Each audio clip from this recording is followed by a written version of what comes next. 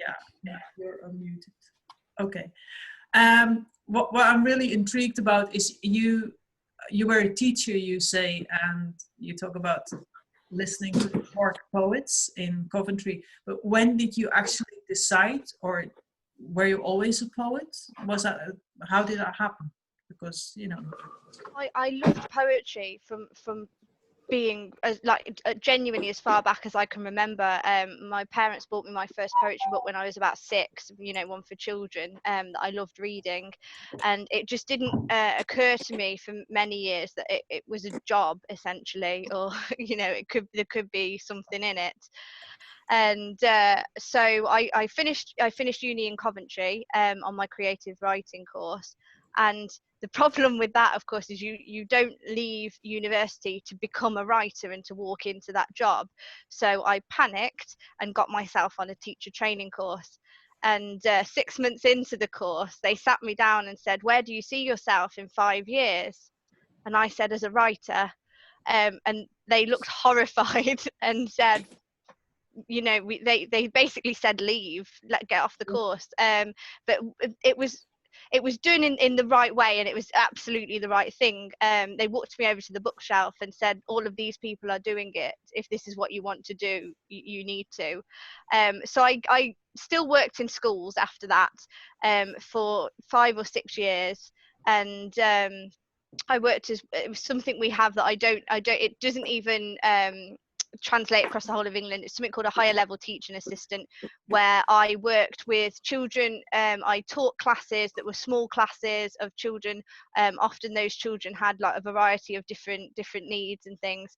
Absolutely lovely children, and it was fantastic. But I always knew that I wanted to, as soon as it was financially viable, to go part-time and and then work as a poet, which is what I do now. I've worked for just over 2 years for an events company, 3 days a week, and the rest of the time I am performing or writing or running workshops or anything vaguely poetry-ish, because of course you can't just write poetry for a living. That would be lovely, wouldn't it? But that's not a viable option.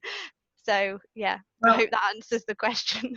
Yeah, but I mean, if that's your goal, I mean, sometimes there's a prize of $1 million in Dubai or something like that for a poem. I mean, you can win prizes.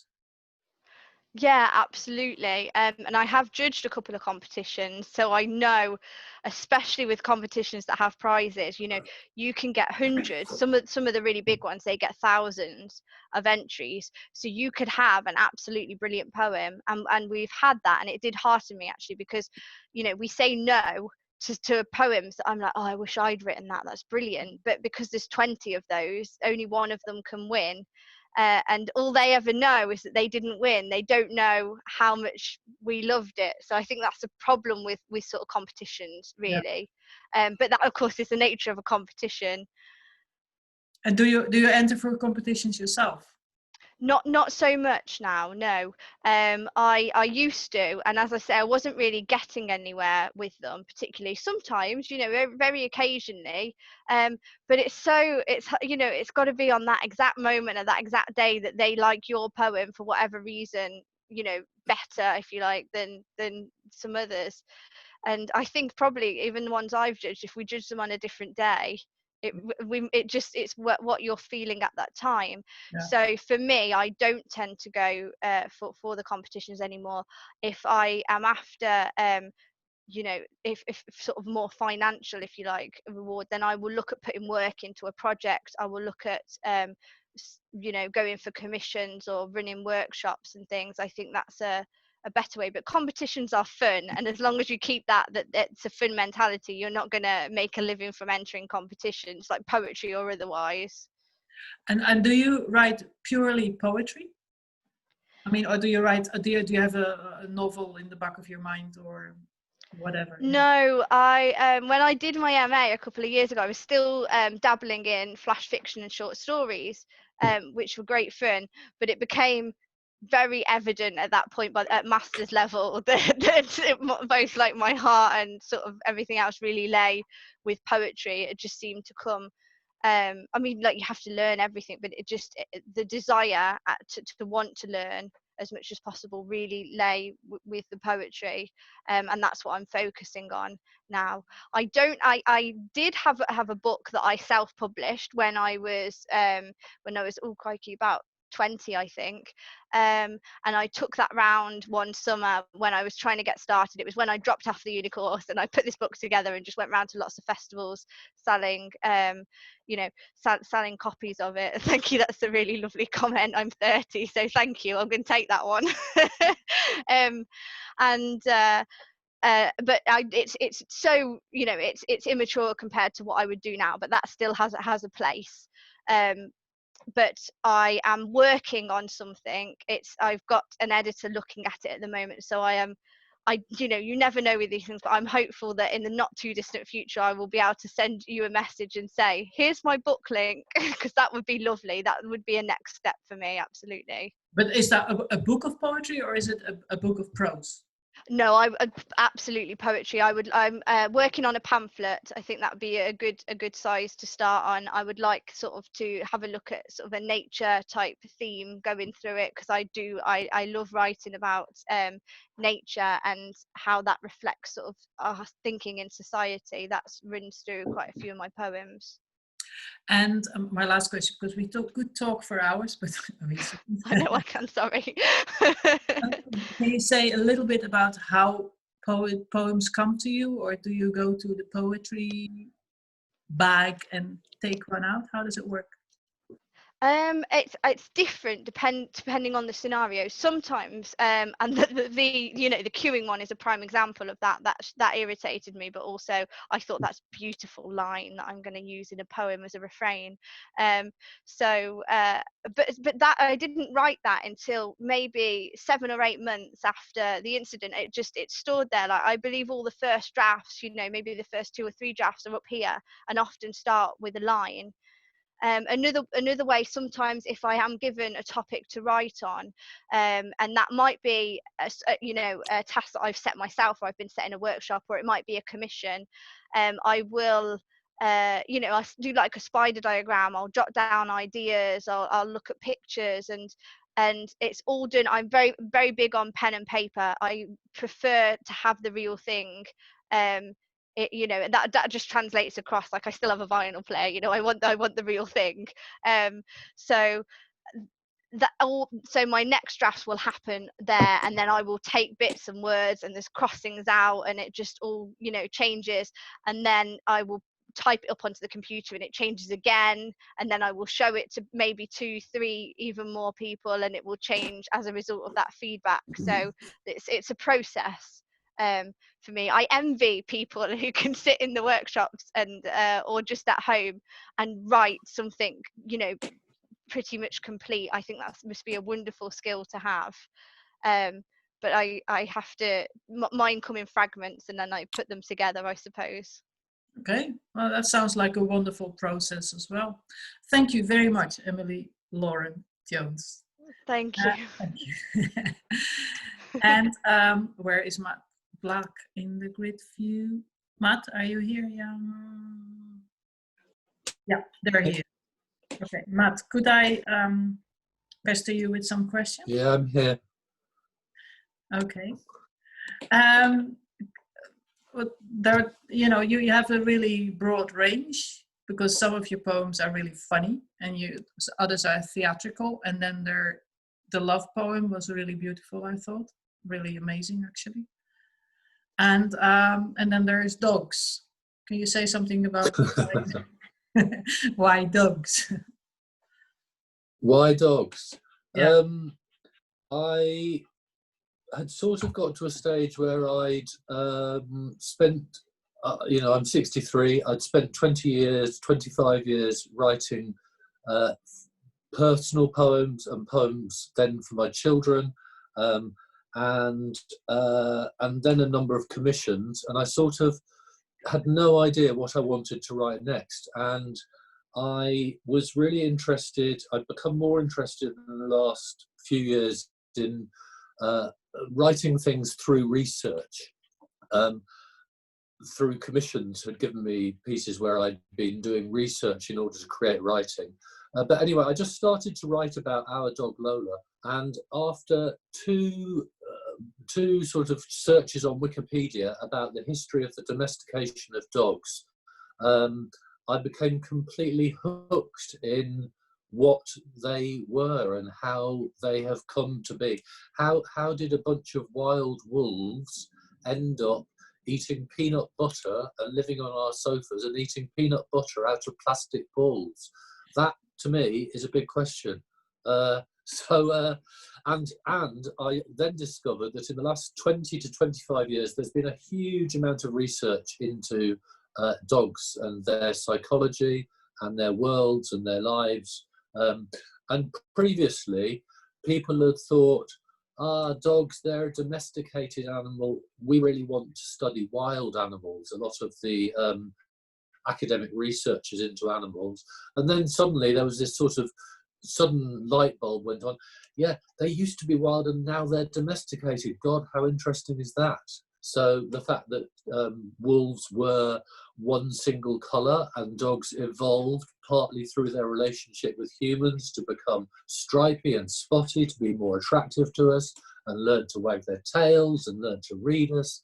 I mean, that is a whole extraordinary story over the last 20 to 30,000 years. So this poem, this book is a collection of different responses to both love for my dog and the research about dogs that's taken place. Oh, nice. It's a like kind of intellectual approach to dogs. Yeah, it's a mixture of both, but it's you know, it's they're poems on behalf of dogs, like poems on behalf of pug dogs and feral dogs, and they're heartfelt and also the books that people have discovered, that the way that they use ears and tails and smell and the way they can read each other's pee and all those things are, and there are things which I think that all of us need to know about dogs. Dogs have this sort of, they've become domesticated, but they have an ancient self, and it's not the ancient self that they originally were as wolves, but they still have dogginess that needs to be looked at. You're freezing. Ah. Can you hear Lola panting? Okay, I just lost you there for... Oh, what the screen is? Yeah, the screen was freezing, but maybe it's the thunderstorms in Coventry, okay, in Leamington Spa. There is thunder approaching.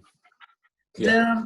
Yesterday you did some haikus that you sort of found, and today you did some really, brilliant other scenes that you found from taxis. Do you go around with a kind of notebook and sort of follow people to see what pearls drop from their mouth, or? I've lost him. Have I? Yes.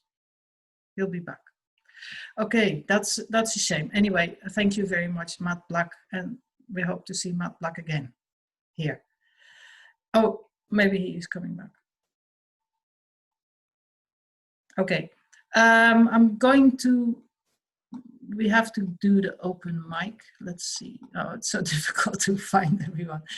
I know. Hi. Is that any better? Okay, I thought I'd lost you for good, but I'm glad you're back. Can you say something about your found the poetry or the haikus or the little sketches you find in your surroundings? The found things. Yeah, the found things. How does it work? I was doing some research.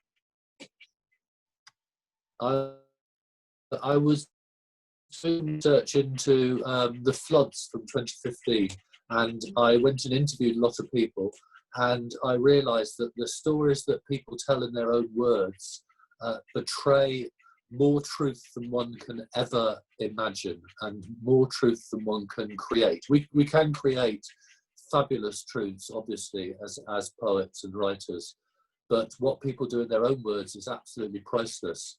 And So for me, it's right price, and you don't just have to and structure it and cheat a bit and knock out a few words. And I don't know whether this is translating on the machinery. Okay, yeah, we're losing you a bit. So Yeah. You're breaking up. This is Zoom. Okay, don't worry.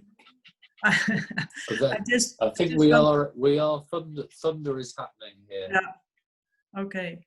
As long as you don't get struck by lightning once or twice. No. Okay. Thank you very much, Matt. Thank you very much. Thank you. Words, Thank you. your poetry, and hope to see you again. And I really, really enjoyed your imagery as well. I think that's great. Thank you very much. That's lovely to hear. I think. Okay. As Alice, yeah. Yeah, go on. No. As Alice B. Toklas said, as writers, we need praise, and then some more praise, please. Well, you got it. I think there is an open mic, and if anyone doesn't want to be recorded, let me know. I think it's very appropriate to give first word to Paul Casey, because he is the godfather of open mics, open mic sessions, and wonderful things with the spoken word. So please unmute yourself, Paul, and give us a piece of your writing. Thank you, Moze, and for that special introduction as well. I have a couple of pieces I've been working on recently, so they're not quite finished, but this is part of a sequence called Upside Down. I'm not sure how much time we have, actually, Moze. Maybe I should check. I'm taking your lead. We have until about 1 o'clock in the morning. So. Oh, okay. Well, maybe just a sequence and a short poem after that, then I'll do it on to someone else. Okay. All right. So from Upside Down. If raindrops cradle unborn souls, blue spider catchers, blue mimics, suspended from tiny claws and twigs, fall silent as rain, find their prey. Forward fold, pose, downward dog, float upside down underwater, draped in banisters, to be bat, panda, sloth, opossum, otter, seal, humpback, chimpanzee, nuthatch, pudgy, plummet, peregrine, gannet, guillemot, spider, be an articulated head of owl. Be the dangling light bulb face in the spoon, the flipped frown. Does the sun know up from down? Be the right way up in an upside down museum in St. Petersburg, Manila, Shimbark, or Hollywood. Imagine the upside down in Stranger Things. Be the blue Curaçao cocktail Kirsten Dunst sips in the unbelievable upside down. Each suspension of disbelief unsuspending what came before, turn floor zero into a hybrid Quidditch hurling pitch, be the weight of light in Elysian worlds reflected in lakes and whiskey. Be the horse hung dead in the Wenceslas statue in Prague, a taproot in Alaska's upside-down glacier forest, a ripe fig in the upside-down Picus under Nero's sanctum in the Bayan ruins. Be an upside-down ginger cake. Be held upside down by the big boys at school shaking sweets from your pockets. Most of us enter the world upside down after a 2-month headstand in the womb. Things to store upside down besides unborn humans, half-empty paint tins, jars of nut butter, felt tip markers, peaches, pineapples, wine glasses, closed umbrellas, though wine, like people, rests best supine. Descartes reveals with a real bull's eye how we all see life upside down, that the brain upends it.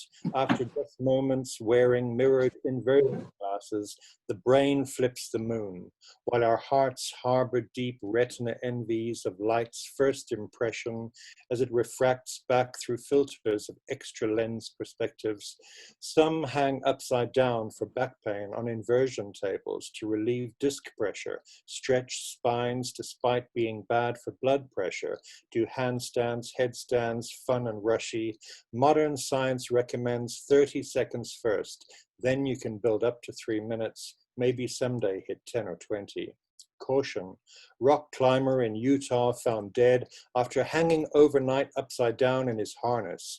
Hunter in Oregon entered medically induced coma after being snagged upside down for 2 days. When righted, the blood flow cut off from his legs was suddenly restored, causing the heart to empty and stop.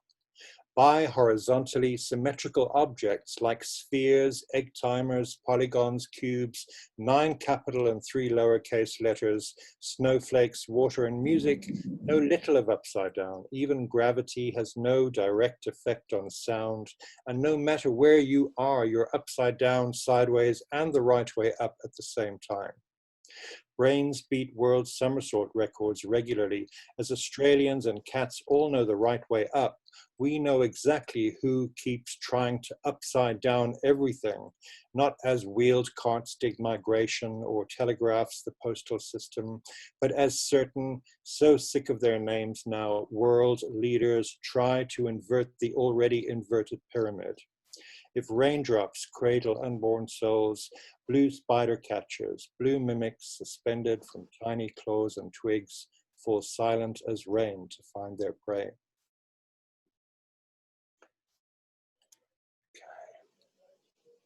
All right, here's a shorter, lighter piece. I'm not sure if that's quite finished yet. I was lucky to get a bursary at the beginning, right at the beginning of the lockdown. I couldn't believe it. So a lot of my sanity is thanks to that, to write over the lockdown. So I came out with a load of new pieces, but very few of them are nearly finished. So I'll finish with this one called Self-Funded Assassin. Since winning the lottery, I've been indulging my inner serial killer, social justice nut, rabid conspiracy theorist, and honed my dissociative assassin skills for months researching methods, techniques, poisons, ballistics, blades, ropes, fire, drowning, 1,000 ways to get away with it. Since the 9th notch in my Italian leather belt with concealed garrote, I've been stretching my confidence legs. I won't vaunt names to avoid self-incrimination, but be assured a few notorious gangsters and corrupt local businessmen, the odd politician and trafficker are in there among them. As I relish in the memory of each exquisite victory, a hunger spreads from the core of my solar plexus, purging out all its dark arts into the well-lit airspace of my situation room, replete with oxygen and fresh ideas. I'm ready for bigger fish now. I don't need the fame. And in constant rewrite for top spot privilege, faces of world leaders, financial directors, tyrants get lasered onto my many-faced dice. I've now added my entire pen collection to the arsenal, being entranced by their multiple inherent potentials, most lethal, of course, the forging of words into weapons. Thank you. Thank you very much, Paul. You're speaking to us from Cork, I think, from Cork City. Yes, yeah. Okay. Be nice if everyone says where they're from. There's only 16. Just up the road. Just up the road. Okay. Maria, you're up for an open mic slot. Definitely up for an open mic slot. Okay, I have a few stories fighting in my head, but I'm going to go with this one. In 1843, on Gorta Mór, famine came to visit the shores of Ireland, biting with hard teeth into the soft shoulders of the people of that island, my people. In 1844, the clan O'Brien, the O'Brien family, decided to leave Kerry and make their way along the roads of Kerry and Cork to Cove, where the healthy branch of the family might get on one of the big coffin ships to go across the sea, hopefully to something better. But on this morning, when Mr. O'Brien saw all of his clan heading off on the ship, knowing that he may never see them again, he climbed to the top of the headland, unable to say goodbye. He began to feel a grief and rage churn in his belly and push its way up to his throat. And as he did, the weather of the Atlantic Ocean seemed to mirror his heart and his thoughts. The wind grew to receive his words, you understand, not to drown them out.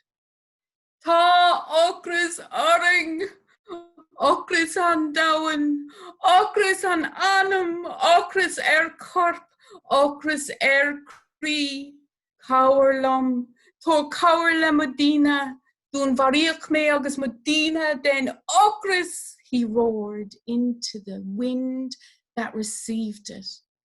And it took those words and brought it across the Atlantic Ocean, following the ship that held the beating hearts of his children.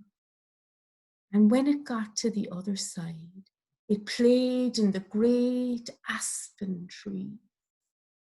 And the Choctaw tribe, who were beginning their trail of tears, were beginning to pack their camp. And the grandfather of the Choctaw tribe looked deep, deep into his fire. And as he did, he heard the wind play in the aspen tree. And he began to see pictures of a far-off land with a hungry people with hollowed out cheeks and sunken eyes. And he began to hear a song. Da da da da da da da da da da da. Da da da da da da da da da da da. Ta ochris an Dowen, ochris ochris ma anam anish, ochris Cork, ochris Cree, Cowerlum, to Cowerle Medina. Da da da da da da da da da dum. Da da da da da da da da da da da. And the Choctaw grandfather took this vision to bed. And as he slept, a face came in front of him, a ravaged face, asking him in these beautiful foreign words for something. What is he asking me? He asked his own elders. And they said, my son, he is saying, I am hungry. More than hungry, I am starving. I am starving in my soul, in my heart, in my body. Help me. Help my people. We are being murdered through hunger. The following day, Grandfather Choctaw got up and he gathered his people and he told them of his vision. They said, are you joking? Do you see that man on the horse there, the one who kicked our grandmother? He is from Cork. He is from these people that you want us to help. And you see that fella up there, he's from Antrim. He's after scaring our children so badly that they are now completely silent. And you want us to help them? Grandfather Choctaw went to each person and looked deep into their soul, into their eyes, into their hearts. Do you want to be the same as our tormentors? Or do you want to have a more noble spirit? His words rested in the back of the heads of his tribe as they made their way down the trail of tears. They felt the wisdom of his words, and they gathered what little they had, and it came to a princely sum. They were able to hire a ship and fill it with corn. They sent it into Cove, the very harbour that the Clan O'Brien and many like them had left. And that corn fed so many starving people. And that corn, still called Indian corn, waves in the fields of Ireland today. And we never forgot. In the year 2020, when the Hopi Nation put out the call, please help us, our elders are in trouble. In COVID, they cannot isolate. Our water is in trouble. There is 4 shops for a place almost the size of Ireland. First, one little email came in. We've never forgotten. Here's my €10. Then another email, and it became a river of emails full of love and little offerings. €4 million, the exact number of people that had emigrated from Ireland in the 1800s.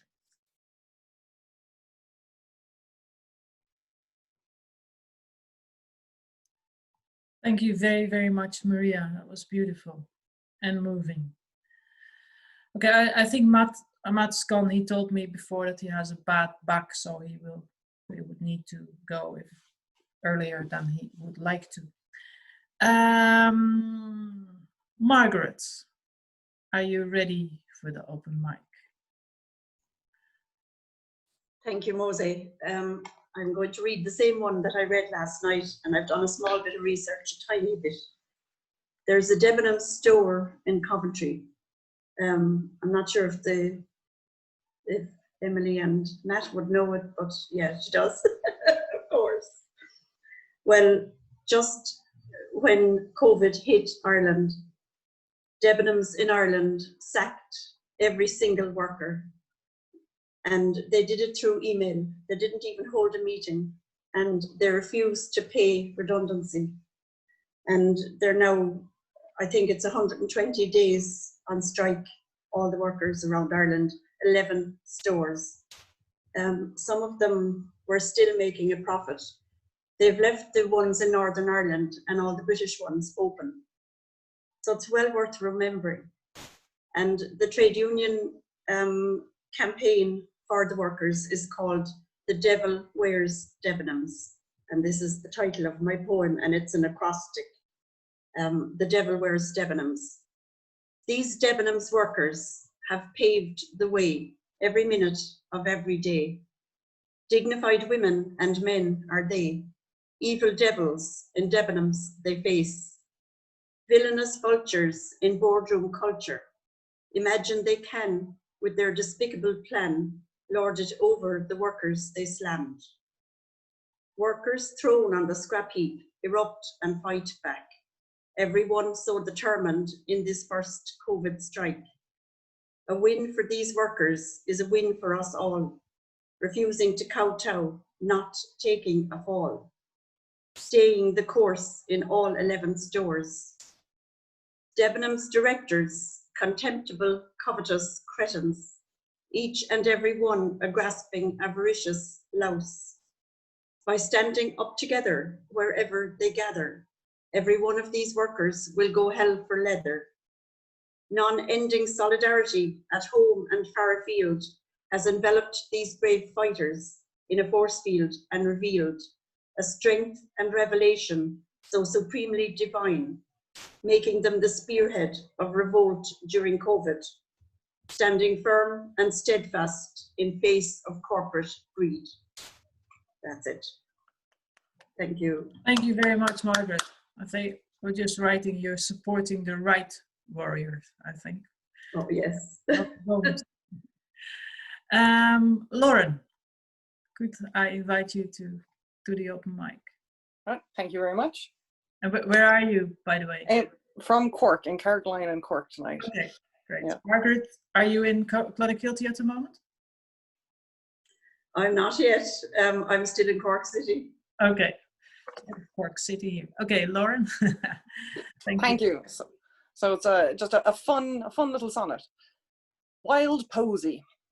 My poems ran wild, untamed and free. They flew from me at times so effortlessly, glad to be and not to be, so true to hidden thought and heart's desire, unclad of shame and vanity, an honest voice, but painful, ugly, lost without a form, a mess, a formless mess, a hero's choice, a quest, acquire the knowledge, tame the storm, liberate me from freedom's tyranny, make slave of monsters like paralepsis, then write some wreath-awarded posy by making masterpiece from messy pieces.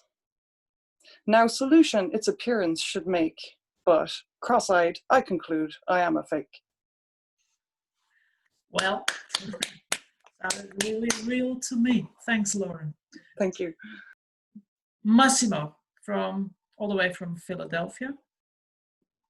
Hey, nice to be here again. So I really loved the poetry tonight. So thank you.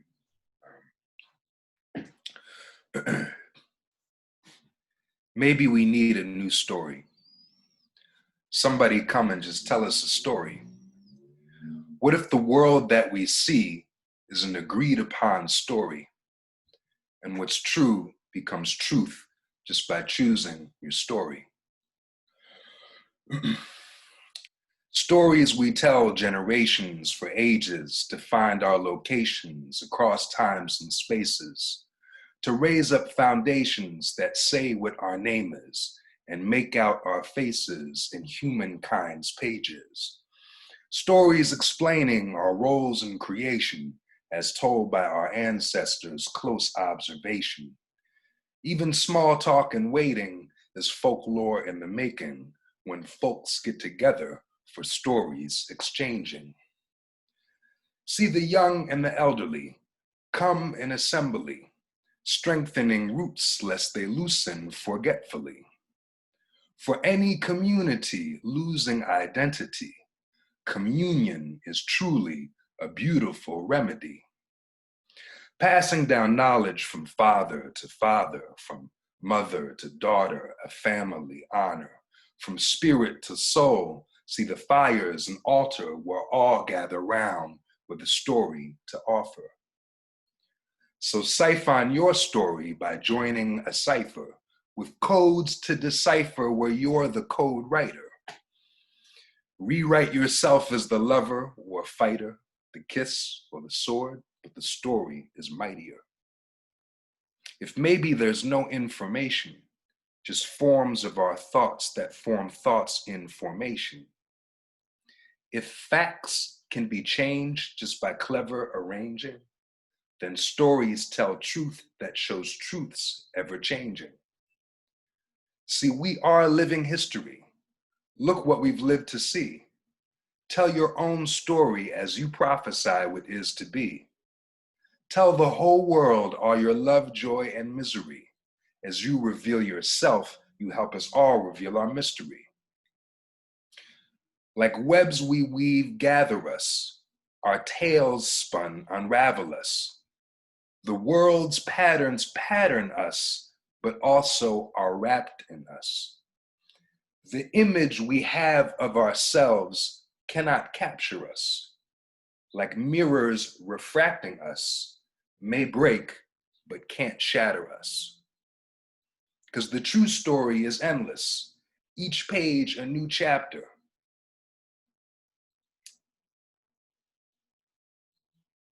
And I forgot my line, but I'll figure it out after. Can we change the past just by telling it backwards, or tell our own future and choose what comes after? Because as our storm passes, we become forecasters. Don't just see storms coming, but bring warmth for their passage. So thank you for listening, and I really appreciate you guys so much. Thank you. All right. Well, those were really beautiful organic rhymes. You know, it's really really well done to rhyme and to keep saying things. And I actually thought that your forgotten line was a really clever ending to capture us. Thank you, Massimo. Hello, Cormac. All the way from Skibbereen. Okay. I think, Anton, did you put yourself down for the open mic? I don't hear you. Oh, yeah. I've just unmuted myself. Yes, that's good. Can I do? I wrote a few poems over the lockdown, and they haven't had an outing, so I'd like to read 3 little ones. Can I? Yeah, come out of the lockdown cupboard. Can you hear me now? Yeah. Okay. I very much enjoyed Emilie's reading. Thank you very much indeed, Emilie. See Emilie play, Pink Floyd and all that. And I thought that Matt Black ended with a gloss finish. And it was just, it was great. So there are 2 poems that I'll start with, and they're dedicated to Moze. And this is the first time they've had an outing. The first one is called Warrior Queen, and it's after Adrienne Rich, who is an environmental activist as well as a first and second wave feminist. So Warrior Queen after Adrienne Rich. I imagine the cairn of her resistance. Because she loves the land, she places each stone for large or simple reasons. This is her work of hands, the weight of the sun bearing down on her back. The prototype exists on Knocknarea, a sign to protect a queen's lands. And real as stones are, quarried lime worn smooth by wind and rain will one day all be gone. Her poems, her mythic syllables, painfully assembled, will outlast a pile of stones, and more than stones will guard us all from fears that flood the mind. And the second poem is called Our Sapling Oak. In your name, I plant this oak. You loved the land and could see the country bought and sold. A final stand of trees laid waste. The persecuted becoming shadows. This tree marks your resistance. I should say ours, to honor the common weal, to bring it back into light from the edge of dread where it has retreated. This sapling, these bare stems pared down, vulnerable, vital, simple as breath, rooted in silence, history will record. An unremarkable oak made a forest. And so there you are, Moze. I have a little boast to make that my son 10 years ago fell in love with a South American German. And he moved to Germany, and 8 years later, he became salsa dancing champion of Germany. I never thought that I'd live to say that. Anyway, he's taken up tango dancing, and he's just he's a wonderful mover in that respect. So I wrote the poem for him, and it's called "Did John Donne Invent the Argentine Tango?" And you might, if you are a John Donne fan, you'll recognize the references. And in the sense that when Matt said, make a zoom in everywhere, he was punning, wasn't he, on John Donne. When a returning sea discoverer speaks, he makes a little room and everywhere. The lines on his maps are silver filaments. Those marks a keel makes on deep water. They expand his beckoning hemispheres, his sharp north and declining west. Metaphors of desire slide on the wind and obliquely run, advance a mind to think of love's measured distances, how a fixed foot of a compass leans after its roaming mate and grows erect as it draws near. So on this dance floor, I inscribe myself within your sphere, entwined like strands of plaited hair. Sure will. Thank you.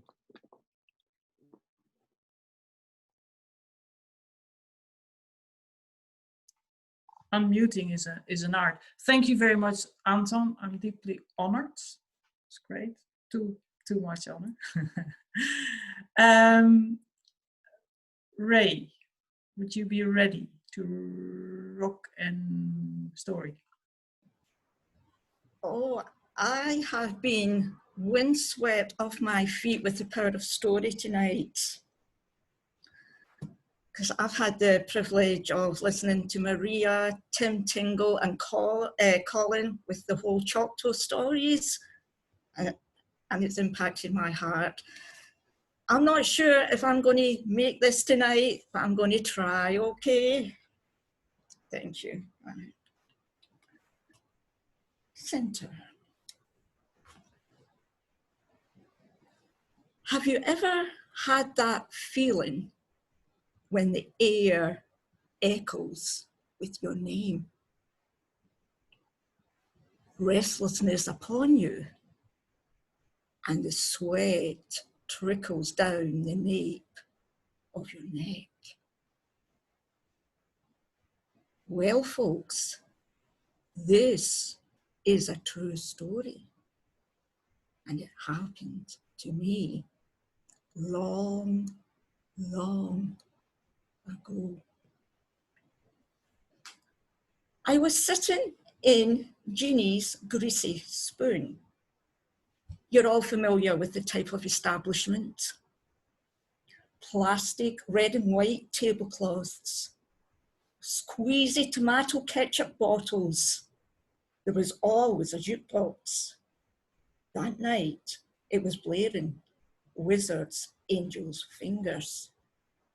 And of course, it was always the taste and the time of chips sizzling and fish, burgers and sausage in tangy lemon batter that teased your senses. Well, I was sitting in the corner with two bodies, but my head was not into the conversation.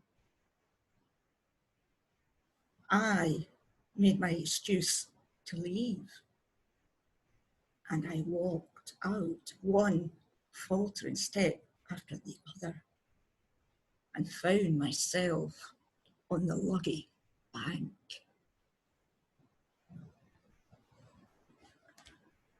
Despite it being a clear night, there was an odd mist that hovered around. I could taste the saliva thicken in my throat, and my eyes settled on the large, bulbous moon ahead. It hung low across the landscape. It flirted bewitchingly, and it awakened my nocturnal nature, and soon my fear evaporated. Then my eyes caught sight of the old lone willow. Now this willow was my haven, my place of imagination, where I would sit and allow my eyes to drift around the Luggy bank. And often I would see herring women waiting patiently for a fish, and I learned so much from her. But that night, the willow looked sorrowful. So I decided to go over, and rather arrogantly, I suppose, thinking that my presence may comfort her.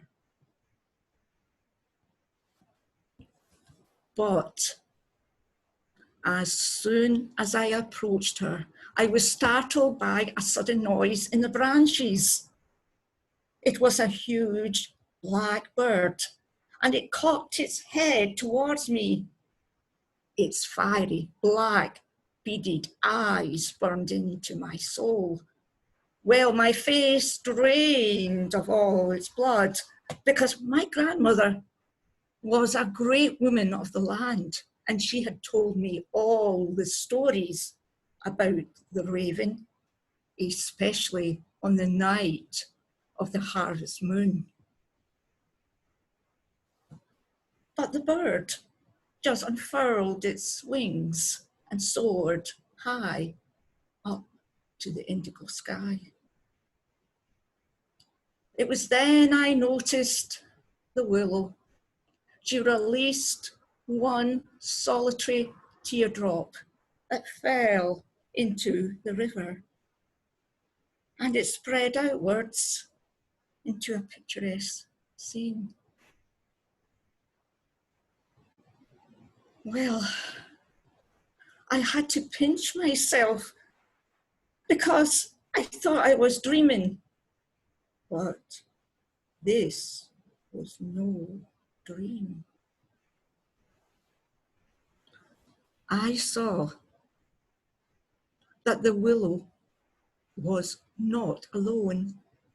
There was the alder, the sycamore, the ash. And my heart sighed because the grass was a green that I had never seen, and there was no smoke in the sky. And I remember my grandmother's words again, that once the town was blessed with swatches of wilderness. And at that moment, that very moment, I saw something which you may not believe, but I shall tell you, it's true. I saw the willow on the water, not the one at the side, on the water, and it turned into a female silhouette. Her twig-like fingers popped through the river, and she pointed to the moon. And she said, "It's a shame. It's a shame that this world no longer believes in magic and wonder. Empirical knowledge, the cult of the expert, commodification. It's such a shame." She said, magic is not just the moon bow which arcs around the moon and illuminates the sky. It can be the hot chocolate sprinkled with cinnamon on an ice-wind eve. And with that, she faded. Well, it took me a bit of time to gather myself, and then I turned to the willow. And you know, the willow, she was bathed in moon shadow. But I sensed something that I had never sensed before. She felt old, alone, invisible and worthless. And I bit my lip to stem the tears. But you know, a strange thing happened. I just felt the wind echo these words.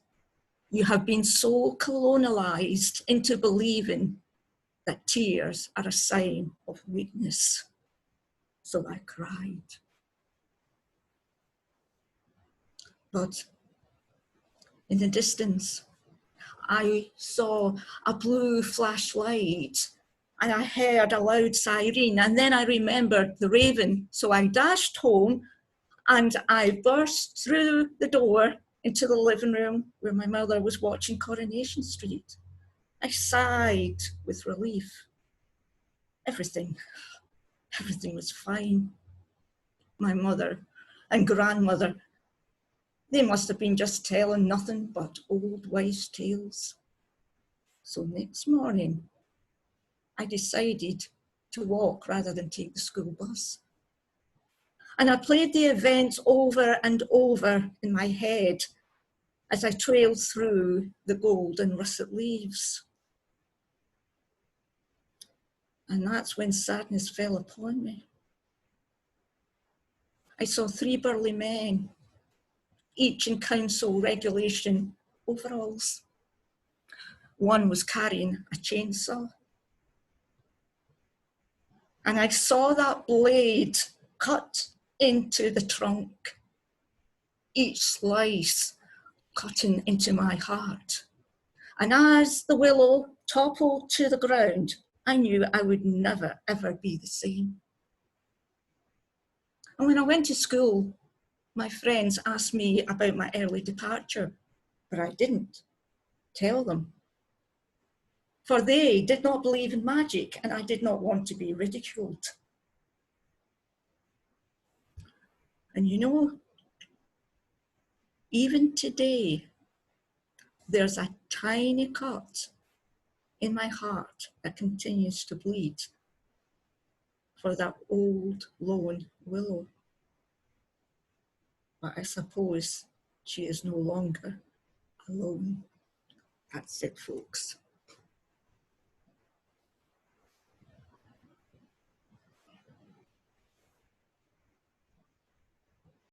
Wonderful and sad, but that's both the same. I love doing the sad. And one thing in that chip shop, there was never any Mars bars. I can assure you of that. That is a myth. The Mars bar. You have to tell a story about that. No. Well, it's the thing about Mars bars and deep fried coating. No, that really is a myth. But I think somebody who had a business head actually caught on to it and started selling them. But that was after my time. I'd left long ago. Okay, thank you, Ray. Padraig, you were here first. You're not last, but would you like to take the stage, take the mic, and talk to us? Hi, can you hear me okay? Right. I'm a bit nervous actually about sharing what I'm going to share with you because Maria had already referred to the famine and you've been indulging me with regard to this. As you know, or some of you know, oh gosh, let me find it, please. Yeah, some of you know I've been writing a novel called The Small Free Birds Fly, which is a novel in 3 acts, really. The first act being depicting the famine in Ireland in 1845 to 52, and the second act being the Great Migration. The third act being the American Civil War. And I'm quite interested in, and I was I was encouraged with Massimo when he talked about storytelling and storytelling being very important. I know from the Iroquois tribe that they believe in going 3 generations back in order to go 3 generations forward to discover who we are. And that's why I have indulged myself in this story. And so what I'm going to do is read you a short section. You know, when you read a bit of a novel, it's very difficult to understand where it's come from and so forth. And this is about a 17-year-old boy, young man, Cormac, who has escaped. He's actually stolen a horse from a very corrupt landlord agent, Kincaid, with whom he had seen rape a young woman who had been in school with him. And Cormac takes the horse, sells the saddle, gives the money to the woman's father for her passage to America. And then we pick up the story of him as he heads to Sheep's Head in West Cork. After I left Cork City in December, I traveled by night along the back roads westward, fearful as I was of being discovered, a gossoon on a beautiful mare like Capeline. During the day, we rested in hidden copses or small valleys, away from the misery and from prying eyes. I learned to trust Capeline's intelligence and gave her freedom to graze. The horror of what we passed during those nights on the road almost overwhelmed me. My people reduced to starving, fever-struck wraiths populating the boreams. It was impossible to determine whether the bodies we passed were dead or alive, huddled as they were, often together in a ditch. I needed Coppeline then to keep going. I needed her strong, compassionate energy to give me courage. We headed for Sheep's Head Peninsula. I knew that it was there I would find Boolie men, drovers, who used the vast acres of the hills of the peninsula to graze their cattle in the summer and host their sheep and goats in winter. I've been here 4 months now, living in these hills, in a small boolie, hidden by a cairn. It is sheltered from the prevailing winds most of the time. In the beginning, before I began their trust, I was always accompanied by one of the boolie men, Eamon, an often silent, wizened old man, but fit as a fiddle. Very soon, when he saw I was hardworking and honest, he left me to it and returned down the mountain to his permanent home on the shoreline to pass the harsh winter months.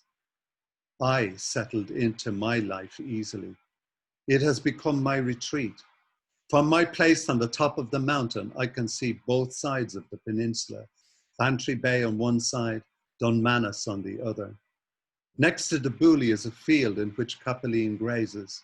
The boolie man provides supplies to help me tide over the winter months. We can't give you any wages, Eamon had told me when I asked the boolie man to take me on. We can give you food, shelter, and hay for the horse. They see the value of Coppeline, of course, and recognize that on horseback I will be much more able to account for their small flock of sheep or goats.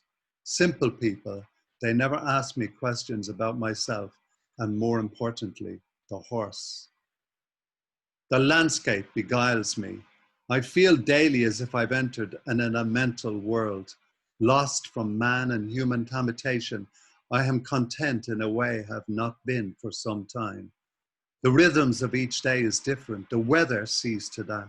Sometimes I wake to tempestuous storms, hail lashing against the mouth of the boolie. On others, the sun rises and sends a beckoning light through the clump of firs which acts as my door. I keep myself warm. I have an endless supply of gorse to light my fire and turf from the surrounding peatland to give comfort from the howling gales. I have a fresh, soft bed of heather to lie on and a sheepskin to throw over me and keep me snug. My companions are many, near and far, and as winter gives way to spring, they grow in number each day. I have my favorites, the song thrush and the wren. In the distance, in both bays, I see cormorants, guillemots, razorbills, shags, and seals. Swallows and swifts has returned in the last couple of weeks.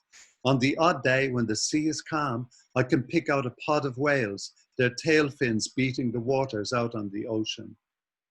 There are a pair of hares on the other side of the hill.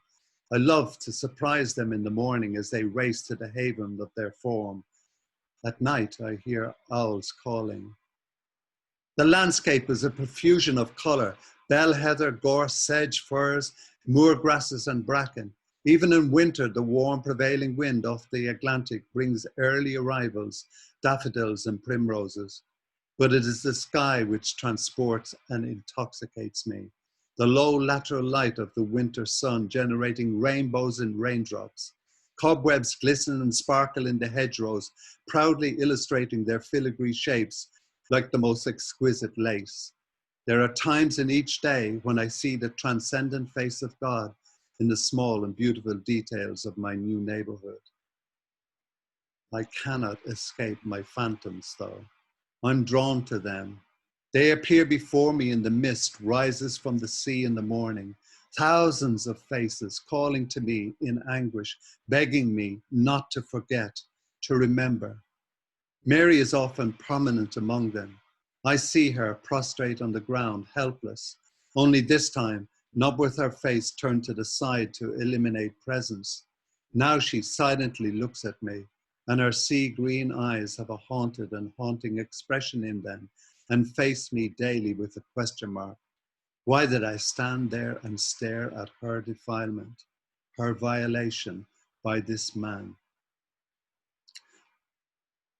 The world is raw to me here, and that brings with it enormous comfort. There is no pretense. I can reach out and touch the element. It is the intimacy of my dialogue with it that I seek redemption.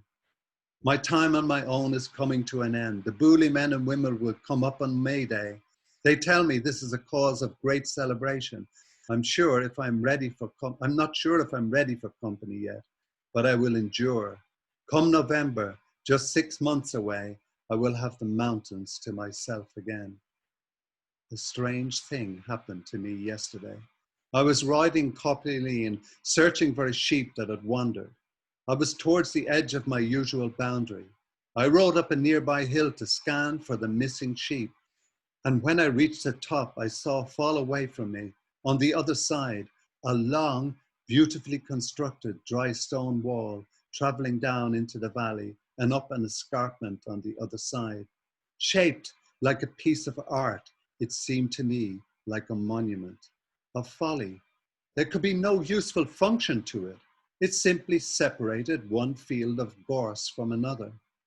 I realized, of course, that I was looking at one of those famine relief projects I had heard about, where poor, starving, evicted tenants were given work for corn and a small stipend.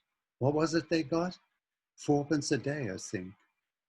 Whether it was because of my own trauma, my own culpable act, my own need for forgiveness, I don't know. But I found myself gazing across Dunmanus Bay. The horizon seemed to fall away, and I traveled in my mind's eye to Schull, Baltimore, Clonakilty, Kinsale, beyond Cork and Waterford, and across the Irish Sea until it came to rest in Westminster.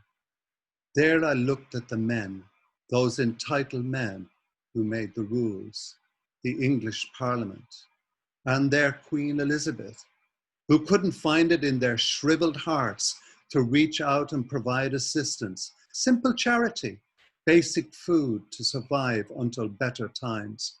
Hearts which had been shrunk by years of empire, years of seeing themselves as some kind of master race who looked on mere natives with disdain and turned their backs.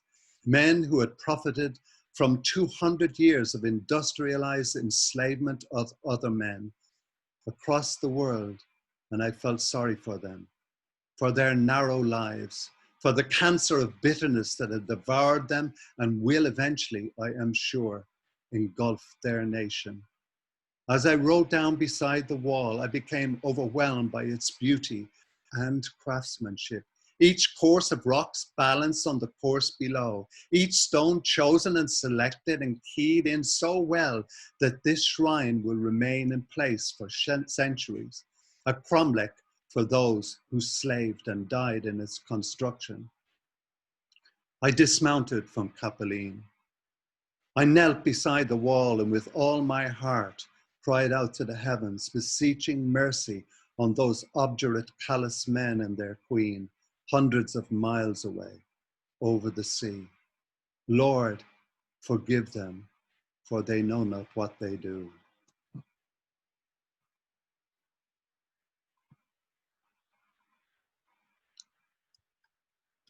Thank you, Cormac, for bringing the beautiful landscape to life in this way. Thank you. Anne, you've waited a long time. Do you want to read to us? Oh, right. I've got a couple of, everybody has to have lockdown poems, so I've got a couple of lockdown poems. This one was just after the lockdown started. The woods offered a shorter but maybe muddy route to the farm shop. You said we could turn back if it got too bad. I couldn't believe it when you decided to stray off the flooded path instead. After all, marsh and moss look the same until you step. The woods offered a direct route by paths with mud to my shoe tops. You said we should have worn boots.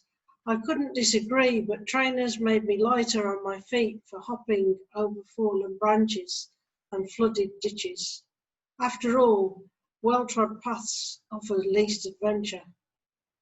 The woods offered haven from traffic noise and pavement plodders. You told me pixies live in hollow trees. I couldn't see any evidence, but believed you anyway. After all, I couldn't see rabbits, only holes. The woods offered wild daffodils, delicate pixie dresses. You told me to tread carefully. I would have loved to have taken some home, but left them there. For after all, cut flowers die too soon. The woods offered sanctuary, but then drew us in deeper where brambles snared our legs like tangled tripwires. I couldn't help thinking we could get stuck here, with no one to hear our screams. For after all, only pixies and fools would venture this deep.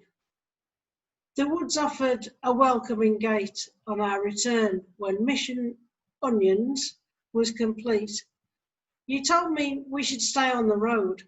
I couldn't disagree that it would be easier and quicker, for after all, pixies may not let us out after dusk.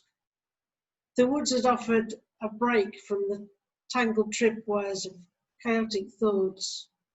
You told me it was hard to think of anything else but how to get through.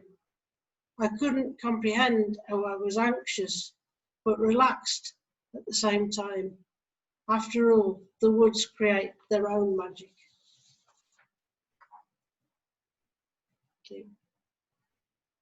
And this one's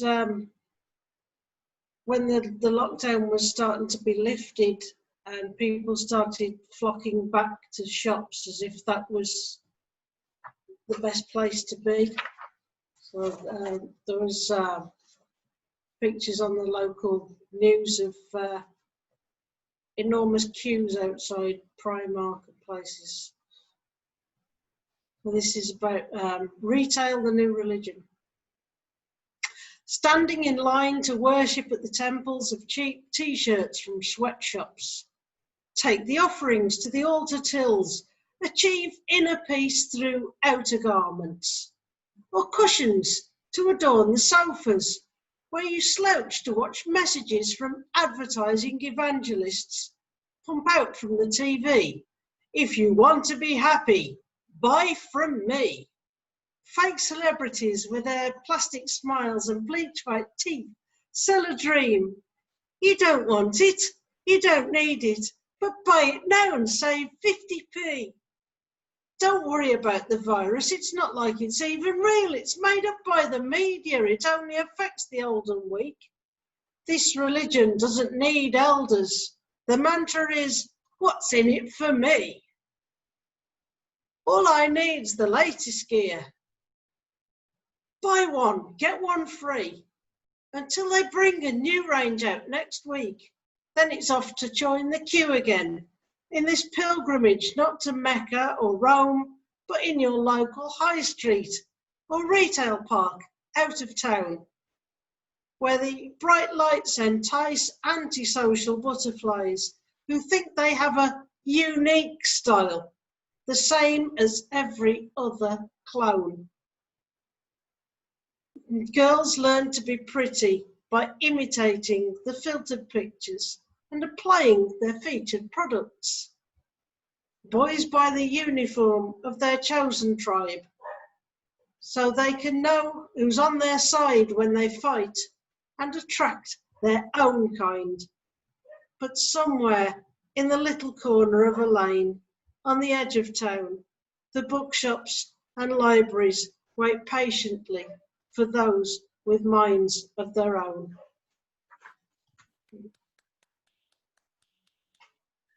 Thank you very much, Anne.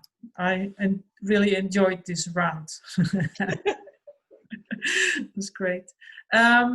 Francis, did you sign up for the open mic? Yes, please. Could you then, where exactly are you?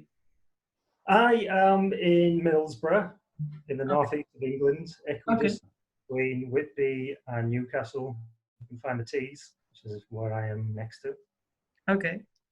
Yeah, so this is a poem. I'm always looking for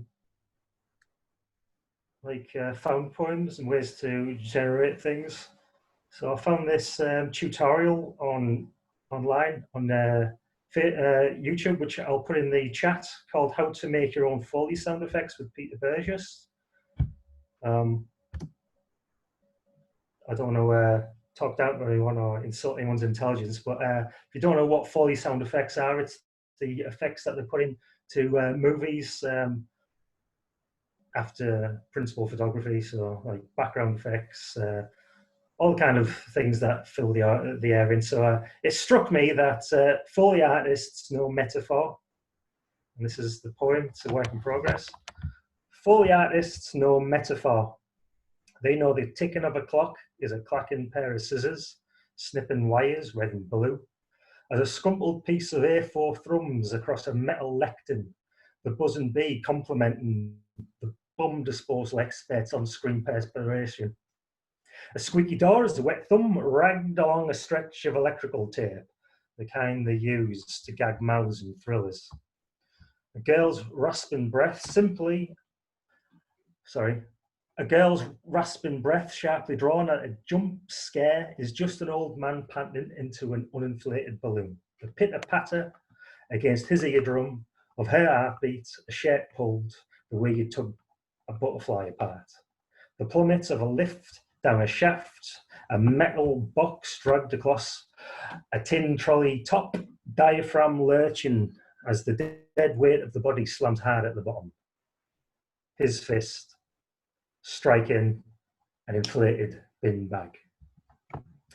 Just like the passive construction of his sentences echoed in newspaper headlines. Voice actress murdered by prize-winning industry professional. I'd like to do another poem because that one's quite dark, obviously, but like a much brighter one that I'd like to finish the evening on, if that's all right. Yeah, please. This is drawn from a memory exercise. On my 7th birthday, my grandfather snuck the moon in his palm, plucked it from the September sky, and tossing it to my fumbling hands said there was nothing a persistence of vision couldn't achieve. I flubbed the catch, scrabbled for it on the linoleum floor where it now spun like a top, then gazed up at the vastness of space where no moon now hung. Only my grandfather and the weightlessness of his advice, which was a family figure, an Easter egg, the hidden explanation to the trick. Only, back then, framed by the kitchen door, backyard invisible beyond, sky tarpaulin black. I believe in what my grandfather had appeared to do. So, when he stooped down low to scoop the spinning moon back up and with a graceful flip it back big, I believe that too. Of course it was a trick. The judicious application of a phenomenon animators use called persistence of vision. If he'd really snatched the moon out of the sky, we could have expected a tsunami 1,000 feet high to come tumbling down those terrace streets, a creatures each to the dense circumference of that moonlight coin. Well, that didn't happen. At 7 years of age, nothing on this earth had prepared me to be sceptical about the man I looked up to. And at 38, little's changed. Thank you. Thank you. I really love the way you use your gestures as well and your face and everything. It's like a new Zoom language that is being developed. One of the first Zoom poets. Apart from two people called Nick, one Nick and Nick, do you want to do something on the open mic? Sorry. Nick. Sorry, are you talking to me? Well, you're called Nick, but there's also Nick Murphy, but I don't see him at the moment. No, I tell you, I have nothing prepared, I'm afraid, Moze, but thanks anyway. Okay. Kudos to everybody else. Nice seeing you here. Nick Murphy's not here. That leaves us with Cormac to finish the evening with something nice. and smooth, or nice and rough, whatever you have up your sleeve. Cormac, Lally. Can you unmute yourself? No. Can you guys hear me okay? Yeah, we can. Yeah? Yep. Okay, man. How's it going out there, guys? Thanks for all the lovely poems and the stories. It's great to hear. It's great to hear a few poems and a few stories, man. I mean, there's so much doom and gloom knocking about the place, like. But I'm going to do just 2 short pieces, Mo. Is that okay? Yeah, of course. Okay, so I guess this one is one I wrote just a little bit a while ago, but I'm a stay-at-home dad, so my partner, she works full-time, and so I get to mind the kids. So what I found out, man, about minding kids is that you don't have a lot of time for poetry, and you can have to take your inspiration where you can get it, which could be something as simple as putting your kids to bed or teaching them how to cook, like. And every now and again you get a little bit of inspiration. So I was cooking a curry one night with my 3-year-old child, Tessa, and we were cooking the rice, and I just threw in a few cardamom pods into the pot of water, and I noticed when the water was boiling, these 3 little cardamom pods, man, they just, no matter how you splashed them around with the spoon or with the ladle, they'd always come back. The 3 of them would all come back into the center, and they'd just be there together in the water. And I was just like, oh my God, there's a poem, there's a metaphor by God for something. And so I wrote this poem called Cardamoms. Into my pot of jasmine rice, go 3 pods of ancient spice. Plop they enter boiling water, dropped with care and by my daughter. We stare a while into the pan in soft reflection, child and man, at seals that bob and rolling waves seem now in concert to behave. With each one dropped in separately to Ishkate of high degree, now as one have joined to touch each other now the going's rough. And I'd agitate with wooden spoon, they found each other like attuned, each seeking the simmering center. Into my head this thought did enter. I mused and I mulled and mooned at food, at metaphor that mirrored my brood, a card a kid, a card a mom, a card a dad now learning from, a condiment to make him see these little pods, his family.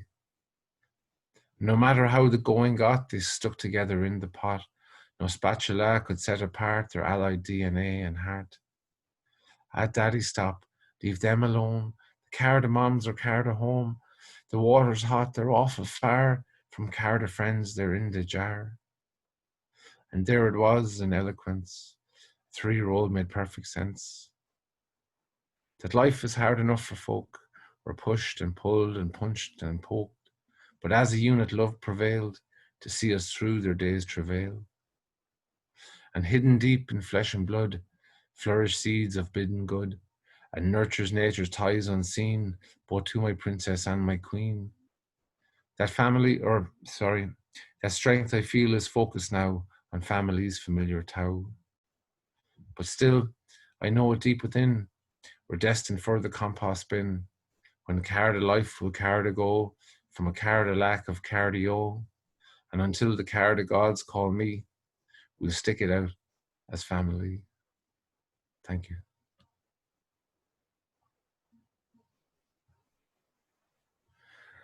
Okay, and number 2, man. I know this is, I suppose I've been studying a thing called gematria. I don't know if any of you have ever heard of it or know what it is, but it's the study of numbers. It's the study of it's the assigning of numbers to letters, like A is 1, B is 2, C is 3, and you can run that the alphabetic order in reverse, and you kind of learn how to code like news stories and world events and see kind of patterns and stuff, So like we had like event 201 was there back in last October. which was the coronavirus pandemic simulation war game, as they called it, but it was called Event 201, run by the Bill and Melinda Gates Foundation. But this number 201 comes up an awful lot. Like you see, the State of Israel is 201. The Jesuit Order is 201. William Henry Gates, which is Bill Gates' full name, is sums to 201 when you put it in the calculator. But it got me thinking about death, because there was a lot of talk about death, you know, and death is equal to 20.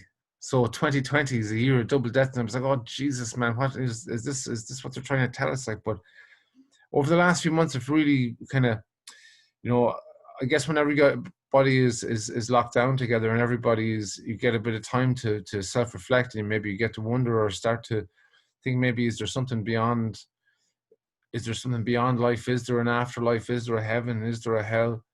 And I was always very interested in to know what was beyond life or afterlife, and I guess I was raised a Catholic, but maybe never would consider myself a kind of a more spiritual person than religious, I guess. And I was always fascinated with people who had near-death experiences, you know, and who's people who were, you know, in hospitals, or their heart stopped, and, you know, they have this outer body experience of floating up from their body and looking down, or going towards a light in the sky, and all the memories that come flooding back to them on their way out, you know. And I've had friends who've told me about this experience that they've had, you know. And, you know, some people write it off as just your brain's way of making dying easy for you, that you're just, yes, this is a really traumatic thing, so we're just going to give you this, like, this playback of all the good stuff that happened in your life, you know, just as you pass on to whatever. You know, nobody's ever come back to tell us what's really there, like. So this is called Jesus, lads. So it's inevitable, they say, that we'll pass on some normal day. Clockwork grinding heart will stop. Something in your brain goes pop. Your life will flash before your eyes, but never time. She never dies. And that box set binge on soul's release is set to lay the mind at peace, of memories both gay and grim, the laugh of her, the slight of him, the ones the heart grew fondly on, the ones that washed your tears along. Our mother's breast, our father's arms, and love or lost of violent harms, the family, the flesh and blood, the ones who only showed you good, the wrath of childhood built on love, the countless prayers to him above. As your birthday cakes fly past at pace, your heart has lost the human race. But soul experience is key, that sallied forth and fashioned me, and that blinking glimpse of mind's delight will soothe your passage to the light. So wonder not who keen or grieve, or Jesus, lads, do I believe?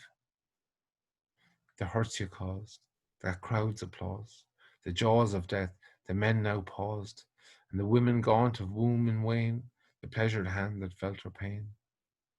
Thank them all, and love them all, and tell them they are magical. It wasn't them, that it was me, it wasn't fair. That's life, you see. So make the most of given time. Don't sweat or pet the life of dime. Hold and have and wholly cherish, and boldly go the day you perish. Thank you. Thank you, Cormac, for your lovely poetry, delivered beautifully and rhyming naturally. Thank you, thank you. Nick Murphy, did you want to do something? I can't hear you. There you are, I'm unmuted. I was just trying to text you there, Moze. I'm trying to understand the Zoom thing. I'm finding all the buttons, like how to send a text message and all that sort of thing. So I'm actually just thrilled just sitting quietly listening. It's really wonderful. Okay, thank you. To be honest, I you know, yeah, wonderful. Lovely to see all these people, really good. Really, really good. So I'm just sort of busying around the background going, whoa, and I'm just turning on, I'm going to start listening and playing music along, but only privately at the minute because the sound would all go wrong. Okay, but this was actually Cormac was the last person. Was it? Okay. Yeah. Because I've also been talking to my son who's been out on his bike and just come in, and I've been talking to Jackie and what have you. So it's everything. Yeah, it's totally really, really good, really, really lovely. Some of the faces are all familiar, and it's really, really lovely to see everybody and everybody sort of smiling away and hugging. That was really great, virtual hugging. Another virtual hug to everyone, and really, really, really wonderful. Yeah. Okay. Next time, maybe, Nick. Thank you very much. Hopefully, yeah, and hopefully see you tomorrow. Maybe, yeah, probably. Okay. Okay. Right, I'm going to mute myself and say thank you, and that was really special. Okay, totally enjoyable. See you later, everyone. Yeah, bye-bye. Bye, bye-bye. Okay, I'm going to say bye. Thank you very, very much for being here, being everywhere. Well done, Moze. Big round of applause. Yeah, well, thank you, Moze. Thank you. I did find, I find the technology the largest difficulty, but some people told me that it was live online. I couldn't find it, but apparently we're live. So, great. Thank you. I really, really enjoyed the magical stories, and they were really magical and very different. The next spoken word will be on the 2nd of September. We go Zoom again. Oh, wait a minute.